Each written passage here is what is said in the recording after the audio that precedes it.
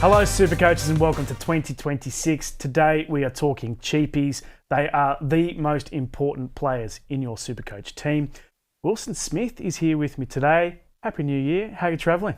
Good. It was a good little break. I didn't have too much time off and work's been busy, but my draft preparations are in full swing, so everything's going pretty good. Yeah, Wilso's draft rankings are already up on the site if you want to have a look in the news section of the app. No one's going to be doing their drafts for at least a month or something, but you can get ahead of the crowd. For me, BBL team is an absolute joke. NFL struggled. EPL still cranking. All these Supercoach games are still going. How'd you go in NFL in the end? I was killing it for most of the season, and I was just on the periphery of the top 1,000. Yeah. But then I'd been saving 2 trades for ages because I only had 2 trades left with like 5 weeks to go. And then I used them with like 2 weeks to go. Yeah. And then the last week or the last 2 weeks, I can't remember. But then I had a bunch of injuries and then just fell apart at the end. So it's the old, the old. Just not enough trades killed me at the end. My BBL team is an absolute joke, and I apologise to people who have added me to their league as a so-called expert. In terms of NRL, the team picker is live. So if you have a subscription, you can get in there and pick your team right now. The official launch of the game will be happening next week sometime. So in the week leading up to Australia Day, we will be launching. If you want to get in there beforehand, get ahead of the pack, you can. You'll need a subscription to do it. So SuperCoach Plus subscription, $29.95 for the year. Absolute bargain. There's also a cracker deal going on a CODE subscription, which gets you SuperCoach Plus, which is the stats package, plus all the SuperCoach stories, all sports stories, for only $1 for the first 2 months. So I'll probably get sacked for saying this, but what I would do is if I was a serious Supercoacher who wanted to read, I would get the $1 for the first 2 months. That gets you through to about round 2 in Supercoach, so all the most important part of the Supercoach season. And then see what you want to do from there. What have you got to lose? $1, you can cancel. I'll almost guarantee you'll stay on though, because the churn rate on that is very good. Once people get it, they don't get rid of it. There's also 12 months up front for $59. That's 16 cents a day. I cannot believe that our work is worth so little. That's the best deal we've ever had. Yeah, no, 100%. Moving on to, so I said we're talking Cheapies. We're going to run through the first 3 Cheapies picked in our side to start the year. We'll go with you also. Number 1 for me is Ethan Sanders and or Kobe Black, depending on whoever gets the starting job at the Raiders. I mean, Jamal Fogarty's gone, so there's a halfback spot up for grabs. Looks like Ethan Sanders will get it for now, so he could be the best cheapie this year, assuming he starts and holds on to that spot. Did a story earlier in the week about goal kickers at each club as well, and it looks like whoever wins that halfback spot, whether it's Sanders or Black, will also kick goals. They're pretty thin in that slot as well. They've got a few guys floating around like Kyo Weeks, but I think the halfback will be kicking goals as well, which is good news for Supercoach. Yeah, a cheapie that kicks goals, like that's awesome. So that's huge. I would be locking him in. I agree. He's in my team. The only issue I've got is that a lot of the good cheapies for Supercoach are in the halves. So how do you fit them all in? Got guys like Daniel Atkinson as well. Jonah Pezzett is the guy who's the first picked in my team. 5'8" only, which is a little bit of a blow, but I think you just have to have him in your team. Yep. Looking through the most popular player list, he is the most popular player in 80% of teams. Yeah. So everyone's on board. Obviously, he's taking over that 5'8" spot there at the Eels and will be playing in the halves alongside Mitchell Moses, which is a great spot to be. Yeah, and Jonah Pezzett has really passed the eye test in previous years at Melbourne, despite only sort of playing limited minutes here and there. But I think he's going to be a really good get for the Eels this year. The only problem I see is, we've talked about it off camera, the Eels do have a bit of a rough start to the year in terms of their schedule. But I think that's more of a downside for some of the other Eels players, whereas Pezzett's a cheapie, so I don't think it'll affect him too much. And yeah, so I've got him in my team, and I think it makes sense that he's the most popular player in the game so far. Yeah, by my calculations, for him to make 160k, he only really needs to average about 40, which he should be able to do really, really easy. From what we've seen at the Storm in the past, I think we're looking at, I mean, unless he gets injured or something bad happens, we're looking at a minimum of 150k in price rises and could borderline be a guy that you could play in your 17 to start the year, definitely. depending on the matchup, as you mentioned. Yeah. Who's the next cheapie picked in your side? Next for me is Asavalu Lasati, obviously at Melbourne Storm. With a lot of their injuries and forwards leaving, there's definitely an opportunity there. And he got a bit of game time at the end of last year and didn't look amazing, but from what we saw, there's definitely potential there that he could be a really, really good Supercoach cheapie. So I've got him in for now, and he passes the eye test, and I think there's opportunity there. Yeah, I thought he was really good in the finals in particular. Eli Katoa's obviously gone for the season, so Lasati hopefully takes that spot. There are a few other guys gunning for it as well, including Joe Chan, who would be a decent cheapie too. The only issue, I'm keen on him. I really like him. He's in my team. The issue I've got is that every day I seem to wake up and the Storm have signed another player. That is true. They re-signed Kamikamitha, then they went and got Jack Hetherington from the Knights, and Davey Moali is a pretty good player as well from the Rabbitohs. Those guys are more middle players than edge players. So I'm still holding on to hope that Lasati can score that edge back row spot of Katoa. And if he does, he's an absolute must. Yeah, 100%. My second cheapie picked is a guy who is not particularly popular at the moment. 16th most popular cheapie in the game and about 60th most popular all up. Tom Chester from the Cowboys. Yep. Now, there's a battle going on there for a centre spot. Guys like Vilea are going for it. Zach Laybutt's going for it. But we're hearing via Pete Bedell, who is our reporter at the Courier Mail in Queensland, that Tom Chester is the front runner for that spot. He was ahead of all those guys a couple of seasons ago, then had 2 ACL injuries. Coming back from that, apparently training the house down, as they say, and in Pete Bedell's predicted lineup for round 1, which is enough for me. I think he should be a lot higher on the most popular list than he is right now. Yeah, he's had a rough run of injuries in the last few years, so I'm sure because of that he's not on a lot of people's radars. But from what we have seen of him in the past, he looks really, really promising. So I like him as well. I've got him in my team for now, and if he does manage to earn a starting spot, I think he'll become a lot more popular. Yeah, he'll be one of the most popular cheapies in the game for sure. Who's your next one? Next on my list is Jesse Colquhoun at the Sharks. Yeah. Cam McInnes is going to miss most of the year, if not all of it. Can't remember off the top of my head. He did his ACL pretty late in the season. I guess it depends if they go the 9 months or the 12 months.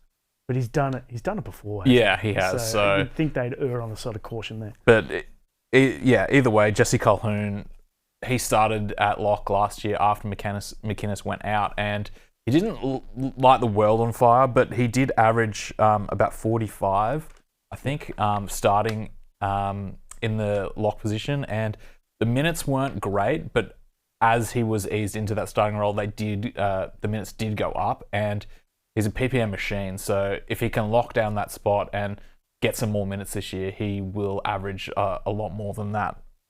45 this year. Yeah, I like it. So season average is 34, and he averaged 46. Yeah, when starting. So he's 12. Like once McInnes got injured, so he's 12 points underpriced. So it's hard to see that one going wrong. Yeah, but it's Supercoach. On to my third cheapie picked. This guy's absolutely skyrocketing through the most popular list. David Farley. He is a former Panther, now at the Dragons. Flanagan, the coach, is talking him up big time, and we know that Flanagan is not the biggest fan of Tyrell Sloan. So it looks like either Farley or Setu 2 will, who's another recruit for the Dragons, will start on the wing for them. Either way, one of them is going to be a cheapie. I've got Farley just ahead at the moment. And there is a world also, according to what Flanagan's been saying in some podcasts, that both of those guys could be on the wings, and Christian Tuipulotu may not make this. We could get 2 wing cheapies at the Dragons this year. Yeah, even if it is only one of them, I think there's a massive opportunity there. To be honest, I didn't know much about either of these guys, but I was having a look at David Farley's numbers, and I think he played 1 game at Penrith last year when they rested a bunch of players, and he got 86 points off the top of my head, which is really impressive for a centre wing rookie. So The attacking upside is there if he gets a starting spot, and if they both do, they could both be must-own cheapies. Yep, all those stats that we're talking about are in the Cheapie Bible, which is on site right now. Just go into the news section of the app. I've ranked the top 28 cheapies in SuperCoach. The way we're going to run through it now is not through my rankings. It's through the most popular cheapies in SuperCoach. Some of them are way off. The crowd is often wrong, but often really right as well. So we're gonna tell you where we think the crowd has got it correct and where we think they've got it wrong. There's heaps of content up on the site already. I know the game hasn't even officially launched yet, but we've got your draft rankings are up there. Most popular players will be going up pretty soon. That's exclusive stats. No one has access to that yet, not even in SuperCoach Plus. My team's up there, predicted teams for round 1.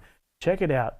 Plus, this is our 3rd podcast of the year. We've already done a bunch, so check out those from earlier where we don't just go through cheapies, we go through the best buys, whether they're mid-rangers, guns, whatever. So, on to the most popular cheapie of the year.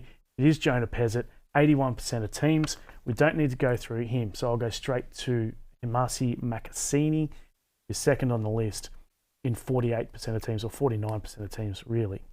I love him. I think he is a great buy.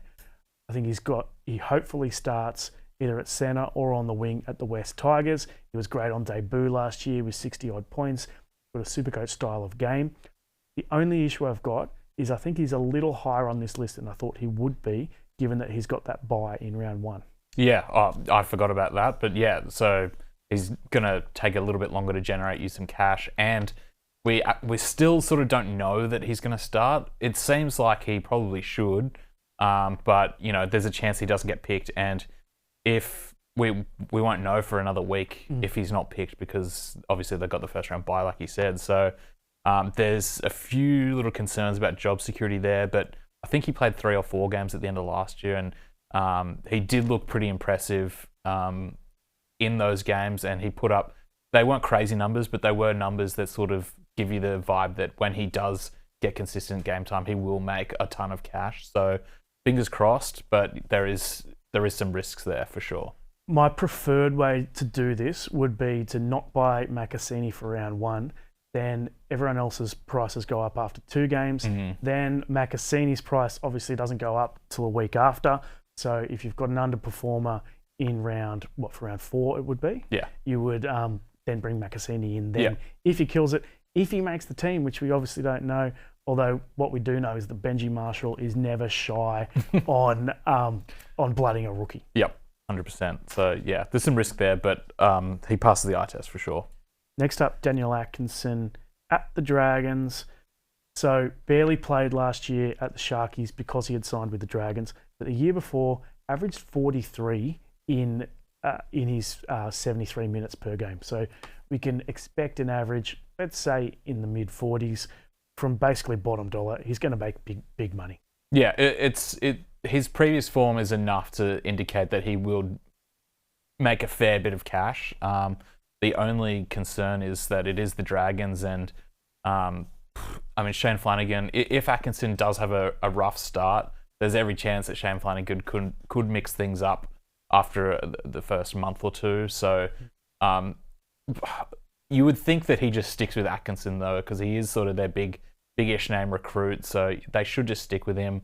But there's just this voice in the back of my mind that is just warning me about it. But that being said, I am starting with him.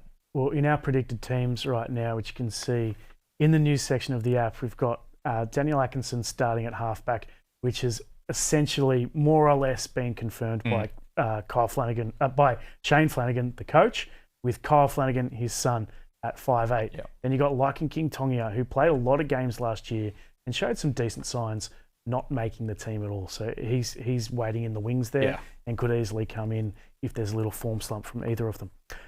Adivalu Lasardi is next on the list, but we've gone through him, and David Farley is 5th. He's skyrocketed from basically nowhere up to being the 5th most popular cheapie. 6th on the list is from your boys, Taniela Paseka. I like this. He's a noted NRL player. He's played well over 100 games now. He starts cheap because he had that Achilles injury last year. He's a guy who gets 45 in SuperCoach every season, almost every game. He's pretty consistent. They've lost a few middles there. I think we can bank on 45 from not base price, about 320 odd K. So you're not going to make as much money as your Pezzets and Atkinsons. But in what's a pretty rough position, I think he's the best cheapie there. Yeah, well, I mean, front row is always a bit of a rough position for cheapies because a lot of the top cheapies are, probably going to be coming off the bench. But someone like Paseka, he's not bottom dollar, but you know that when fit, he's going to actually be starting. And like you said, Manly have lost a few middles, so we really need him on the park and we need him back at his best. He's had a sort of injury disrupted couple of years, so hopefully he's back at his best this year. And from off the top of my head, I think maybe 3 or 4 seasons ago, he actually had a really good SuperCoach season where he was averaging like in the mid-50s. So fingers crossed he can get back to that best form, and he would make a ton of cash at that price. Yeah, definitely the top prop cheapie in SuperCoach this year, but we've got some other younger, cheaper guys coming up later in the list. Ethan Sanders is 7th. Next is Brandon Smith. Do you get this one? He has been a decent SuperCoach player in the past. The other thing I'll point out is that he hasn't been stood down despite the charges that he is facing.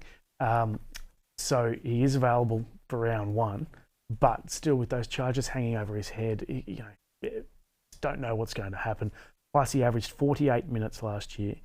Does he improve on that this year? I don't think so. And he's hooker only for SuperCoach. I don't see this at all. Yeah, I really don't like it. His form last year was not good after he moved to South. So he was playing injured, but it was just it did not look good. And I think there's a couple of better options at hooker this year. And yeah, I just really don't get it at all. If we knew he was actually going to be playing like lock or something, I would be much more interested. But obviously Cam Murray's now back and they've signed David Fifita, so we know that Murray's going to be locked into that lock role. So yeah, Brandon Smith, this one just does not make sense to me. I would be avoiding. Yeah, avoid big time. Jesse Colquhoun is next up, and I like that call. Setu 2 is the other winger at the Dragons that I was talking about who could end up with a spot there. Look, if I was going to make a bet right now, I would say that David Farley gets a spot and Setu 2 misses out, but keep an eye on what's happening there.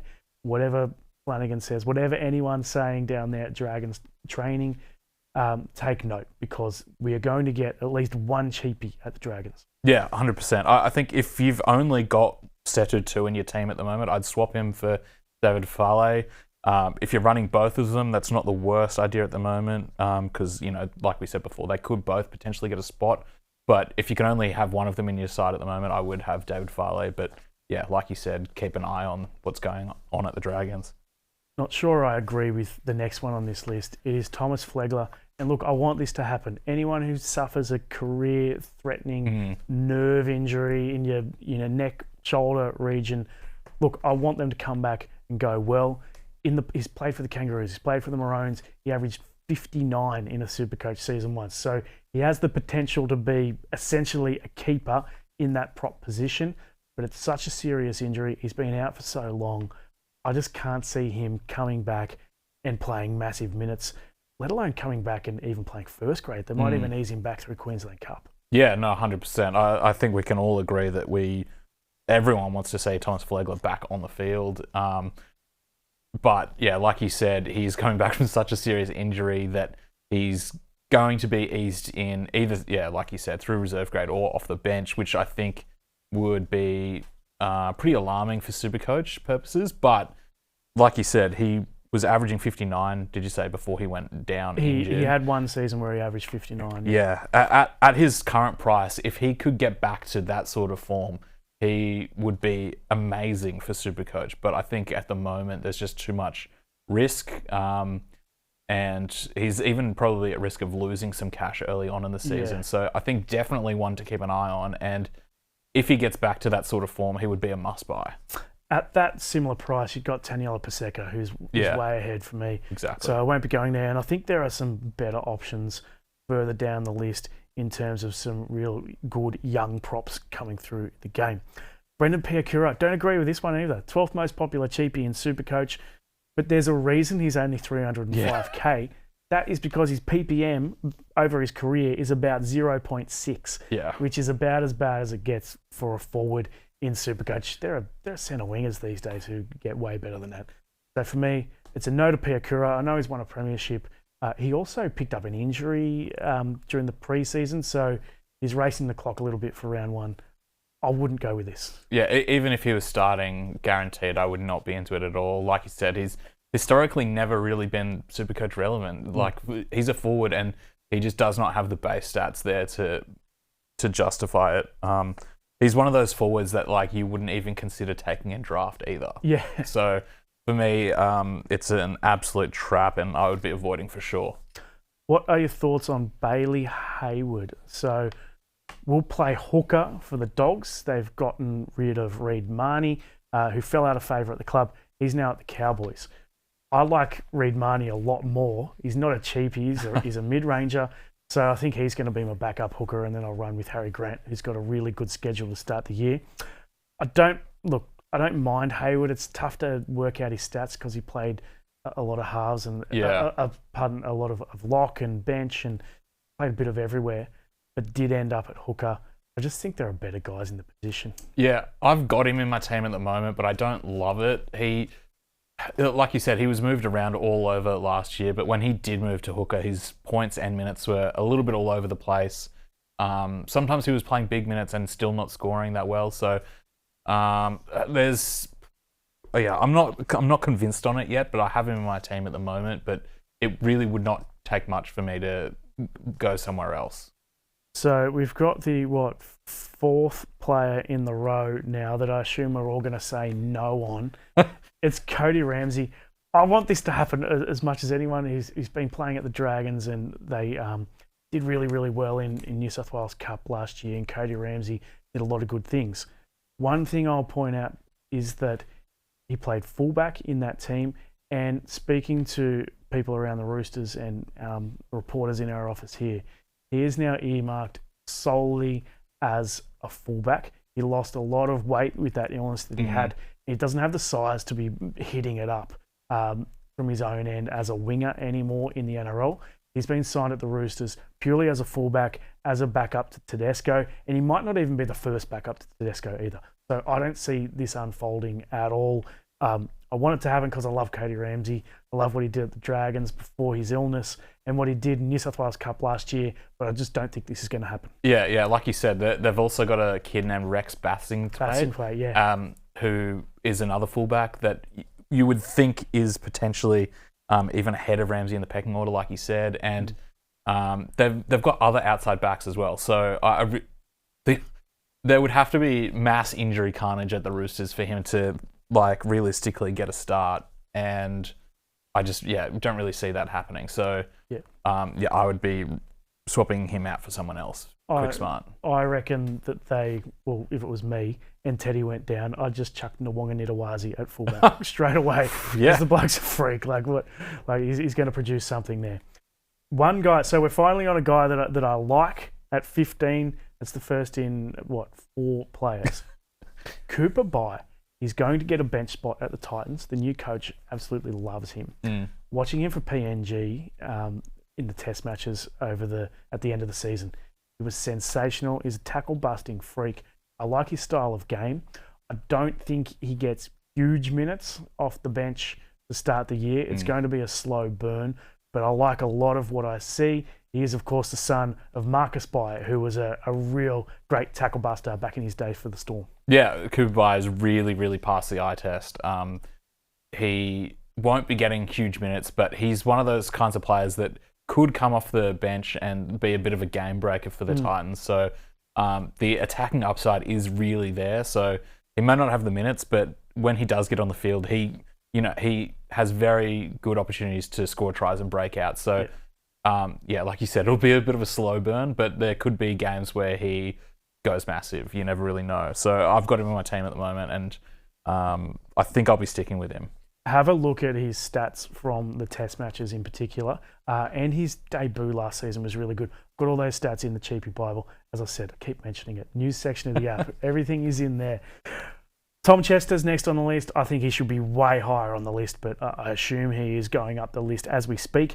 James Walsh is an interesting one. So he's gone from the Dolphins to the Cowboys and played back row and centre wing. I think they're pretty stacked at centre wing with the guy we just mentioned, Tom Chester. Plus they've got guys like Labour and Vaidlia, Jackson Purdue, if he doesn't play in the halves. They're pretty well stacked in the outside backs, so it'd be hard for him to get in there.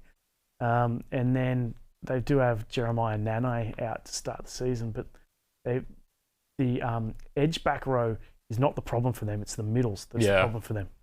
Yeah, so I mean they do have injuries, so there's potentially an avenue through there for him, but you'd have to think that he probably is more likely to get a shot in the back line, but even then there's guys ahead of him, you would think. So I imagine he's probably just like more in as more of a placeholder for now. Yeah. So I wouldn't be sticking with him unless there's a couple more injuries to the outside backs, but even then that's more likely to benefit a few other guys like Tom Chester than James Walsh. Yeah, the dual position swing is pretty handy, so a lot of people are potentially just using him for that reason. Ben Takura, you mentioned before that you like cheapie props that can have some impact in the game, and he can certainly do that. So he's huge. As we keep hearing, he's the tallest man to ever play rugby league. I think that's actually like a true stat. Not even exaggerating. He's the tallest man forward in the NRL, certainly. He's huge. He's got an offload. He's got a lot of attack in him. He's probably only going to play 20 minutes on the bench for the Broncos, but he can do a lot in that time. Of course, the Broncos have lost Hetherington and Tyson Smoothie from the grand final team. So there could be a spot open for him there. Yeah, there's an opportunity for more minutes, but I had him in my initial team, but I've moved on from now.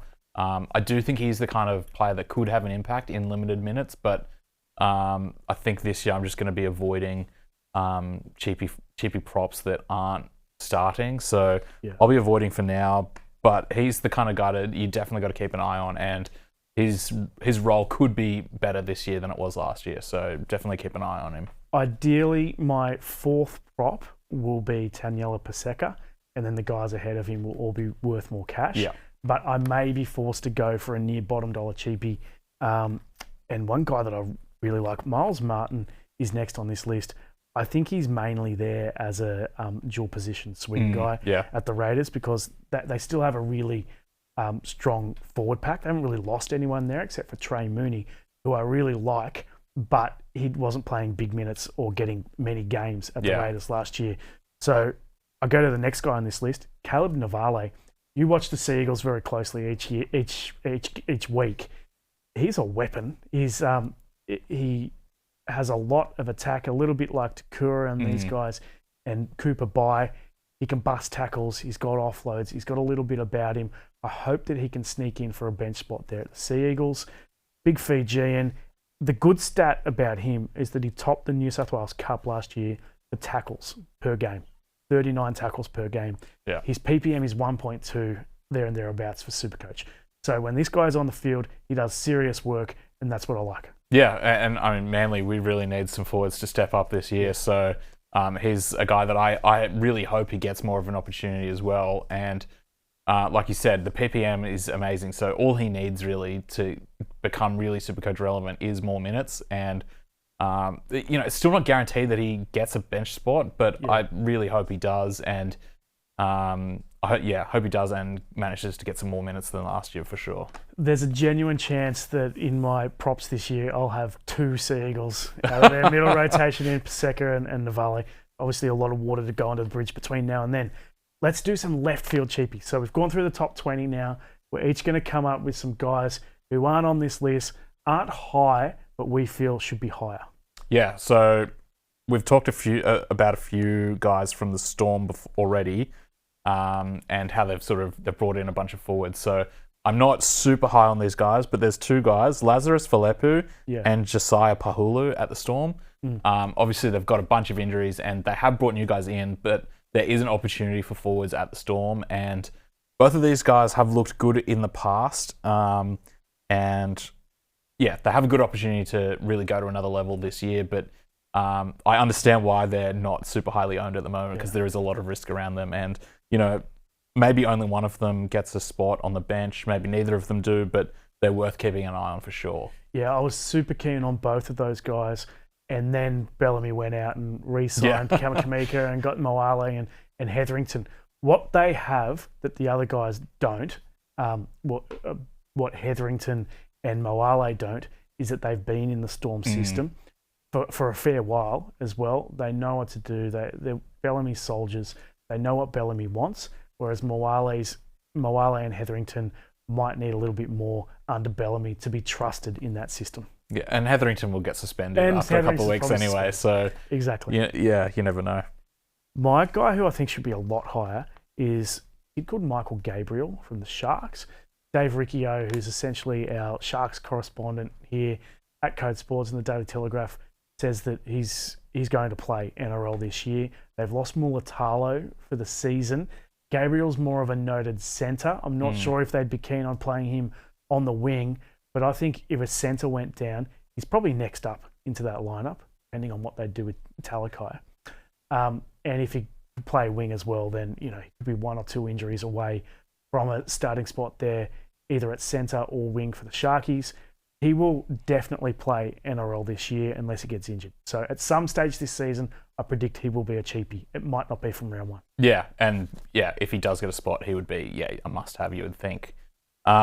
Next guy I want to talk about, we sort of mentioned him a bit before, but he's a chance to start at the Raiders this year if Ethan Sanders doesn't start, is Kobe Black. Yeah. He's was really, really hyped at the Broncos and was sort of earmarked as their future halfback, but then obviously that didn't work out and he's left and got a release to join the Raiders. So clearly he's pretty highly rated there, and you would think if they don't go with Ethan Sanders, it is Kobe Black, but I think they will go with Sanders. But you got to keep an eye on Kobe Black. Yeah, and both of them hopefully kicking goals as well. I think one guy who I think is a lot closer to NRL than a lot of people think is Junior Tupu at the Roosters. Now, they've got some injury-prone guys in the back line. You look Daniel Tupu, who does his hamstring at least once or twice a year, and Brian To'o, who's already had at least one ACL injury. Brian To'o. Robert Toya. Brian To'o. So you've got guys who are injury-prone in that back line, and Junior Tupu probably 2 injuries, maybe 1 injury away from getting into that team. So I predict with, as I said, Cody Ramsey not really being considered as a winger anymore, I predict that Tupu is ahead of him in the pecking order. So he could become a cheapie at some stage during the year, probably not from round 1. And the other guy I really like is Jacob Halangahu, who we saw a little bit last year. Love him at the Dragons and play edge or middle. They've lost Clemmer, they've lost DeBellin, but I think the key one to start the year is that Dylan Egan is still out with an ACL injury. So there is an edge back row spot kind of open, plus a bench spot open. I'm hoping he can jag one of those. Yeah, fingers crossed. He's looks good, and like you said, there's potentially a spot there. I'd have some concerns about minutes, but I think there's an opportunity there, and they could shine for sure. My last guy, I didn't really pick just one guy. I wanted to just talk about 3 guys quickly that are currently not in line to start at all, but would realistically only take 1 injury and they would become very relevant. And that's Liam Eisen at the Sharks, who could be fullback if Will Kennedy gets injured or dropped. I was about to say Kennedy could easily get dropped too. Yeah. And then Mitchell Woods at the Bulldog and Joey Walsh at Manly. These guys are just 1 injury away from becoming basically must-have cheapies. So they're guys that are currently not in line to start, so shouldn't be on your radar shouldn't be in your team for now, but definitely on your radar still. More halves cheapies, which is again how often do we get halves cheapies in SuperCoach? It's suddenly a rarity. We've got about probably I'd say 6 of them who could be genuine cheapies this season. Joey Walsh, bit of chat he could even get a bench spot at the Sea Eagles. We'll see what happens. What do you think they'll do with their hooker there? They've got Simpkin, and do they need a backup hooker? Manly signed Zach Docker-Clay as well. Clay, so does he get that 14 role? Yeah, I guess they go with Navale or a big guy on on the bench. Yeah, a lot of question marks there. I would not be interested in Joey Walsh for Supercoach purposes at all if he's coming off the bench. I think there's way too much risk there. But he's definitely a guy that, if Jamal Fogarty went down injured, hypothetically, touch wood, that he could very easily come into the side. Is Luke Brooks going to be in the team? Is Joey Walsh good enough to knock Luke Brooks out of that side? Because he's a dual international in the. I think he's very talented in the age groups. I think he's very talented, but Luke Brooks' experience probably just keeps him in there for now. Probably. And the other one you mentioned was Mitchell Woods. Yeah, at the Doggies. Yeah, so I mean, I see stuff. There's lots of stuff that flies around on social media all the time, but there is some chat that he could end up in the halves, and then they would move Burton to either fullback or out to a centre role at some stage. He's that highly rated. Yeah, I mean, if I was the Bulldogs, I would be sticking with Sexton and Burton. Not Sexton. So I thought you were talking about the Bears already. Galvin. Galvin, yeah. I would be sticking with Galvin and Burton for now, but there's constant chat about Mitchell Woods potentially sneaking his way into that team. And while we're on young halves as well, we've got Jonah Glover, who's signed at the Rabbitohs. They got Jamie Humphries out for the first 2 weeks through suspension, so he could be an outside chance to sneak in for that spot. Certainly, he could play at some stage this year. And again, look in the Cheapie Bible. I've got some good stats in there. He averaged, at the top of my head, 16 runs per game in the New South Wales Cup last year as a 5'8". Yeah. That is a crazy big number. Yeah. With those numbers, if he got a starting gig, he would definitely be worth looking at for sure. Big time. Well, big thanks to Will. So that's Cheapie Bible number 1 for the year. We'll be doing, and we'll be revisiting it rather later in the season, close to kickoff. We'll catch you next week as well. We've got a big weekly podcasts coming for the rest of the season.